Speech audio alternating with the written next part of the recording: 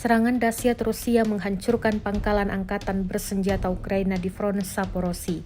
Rekamannya beredar di Telegram pada Senin, 29 Juli 2024. Tampak serangan dahsyat meluluh lantakan bangunan luas secara membabi buta. Dalam keterangan unggahan disebutkan, selama pekerjaan pengintaian dari penerbangan yang terkoordinasi dengan baik, 2 titik penempatan Brigade ke-102 Ukraina di wilayah tersebut dihancurkan.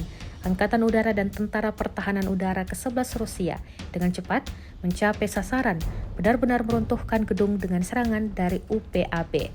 Pada operasi tahap kedua, mereka, petugas intelijen, memantau pergerakan kelompok evakuasi hingga titik penempatan sementara kedua yang juga dihancurkan kali ini oleh FAB.